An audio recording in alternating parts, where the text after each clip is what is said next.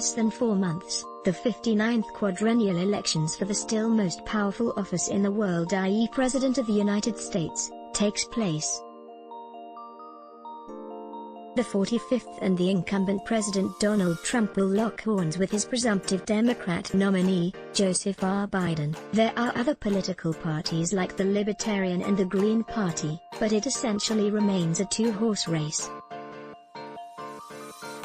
The tumultuous Trump tenure has been marked by unprecedented upheavals and international belligerencies, besides an embarrassing vote of impeachment and remaining mired in the COVID-19 pandemic that has statistically impacted the United States the worst. None of this turbulence impacted the initial enthusiasm for Trump's rebid, with him romping home with 94.06% of popular votes to his nearest rival, Bill Weld, with just 2.25% in the Republican Party primaries. Meanwhile, the Democratic Party's primaries were a more intense battle for the former Vice President of the United States, Joe Biden, who had to ward off a spirited fight from Bernie Sanders.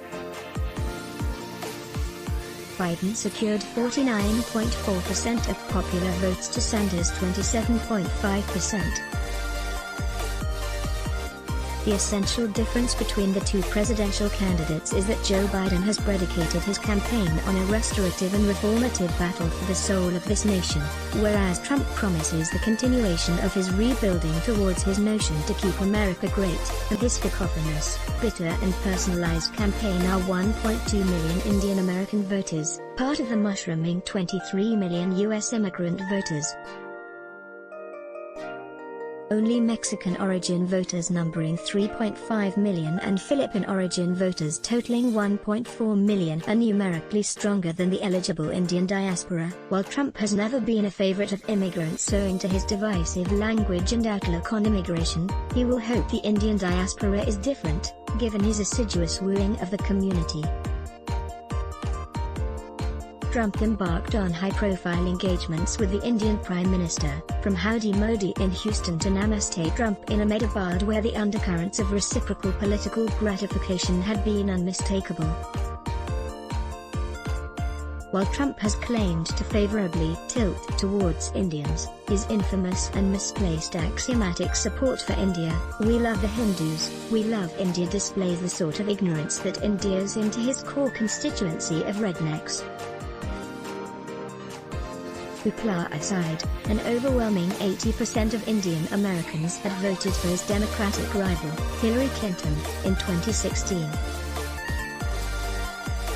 While Indian Americans have traditionally voted for Democrats, 2020 is a different world, with deeply polarized stirrings of Uber nationalism abounding in India, which could contextualize Trump's peeves favorably, that is China and Islamophobia, and by extension, Pakistan. But is that simplistic logic enough to swing preference towards Trump by the Indian Americans?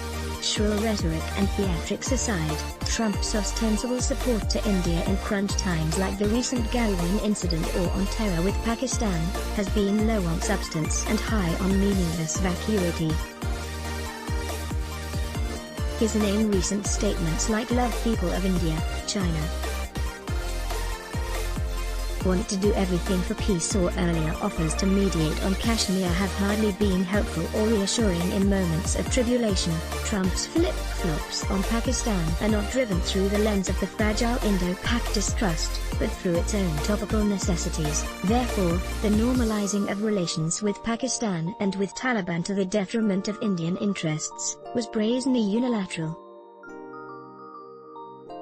If indeed India has been provided US military hardware and technology, that has been for purely commercial considerations, and concerns pertaining to China reverse engineering any potential supplies to Pakistan. Donald Trump, above all, has been most transactional, temperamental, and has not shied away from publicly insulting India. For example, the comment on India not supplying hydroxychloroquine provoking his "there may be retaliation, why wouldn't there be?" In the make-believe world of Trump's America First, the pretense of allies is more in words than action. Meanwhile, Joe Biden is a product of the Democrat school that is fundamentally more restrained, inclusive and internationalist. Biden's position on opposing NRC and SAR in India was slammed and heavily criticized, but that is in consonance with the Democrat Party's stand of liberalism, that incidentally neither questions India's position on J&K nor offers to take away the solution from the bilateral framework, as favored by India. Unlike Trump, Joe Biden has a more incisive take on the subcontinent, and as a Democrat he had voted in favor of the landmark civilian nuclear deal that altered Indo-US relations for posterity. His ideological steadfastness in criticizing the Indian nuclear tests was nuanced with a deferential acknowledgement: India is not a rogue state. It is not a Libya, a North Korea, or an Iraq. It is the world's largest democracy, and it is a country with which we share much in common. Biden had famously posited the $500 billion trade target in the Indo-US realm, same as US-China, whilst on a state visit in 2015, and along with Team Obama, pegged India as the strategic pivot to Asia. Even from the H-1B visa perspective, Biden is committed to a more immigrant-friendly approach. Lower on thunder and bile, Biden will be more predictable and reasonable on India's strategic concerns, like affording more space to manage its regional aspirations with Iran, unlike Trump's blanket intransigence despite India's protestations. As far as China and Pakistan are concerned, the natural preference towards the pivot of India cannot change, irrespective of the White House incumbent. Already the Biden campaign has established a compelling lead of 51% to 40% against Trump. Nowhere has Biden reflected any fundamental concern against Indian interests, other than those in the realm of democratic freedoms within the largest democracy in the world.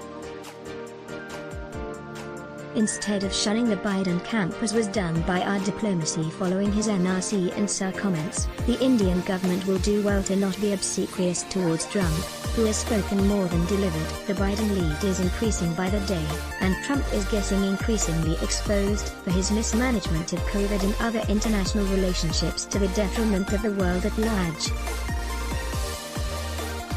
India cannot be the oddity in punting on the wrong horse. Historically, Indian Americans have shown better judgment and preference. The writer is Lieutenant Gen PVSM, AVSM, Reed, former Lieutenant Governor of Andaman and Nicobar Islands and Puducherry. Let's block ads. Show your love for him. Click the link in description.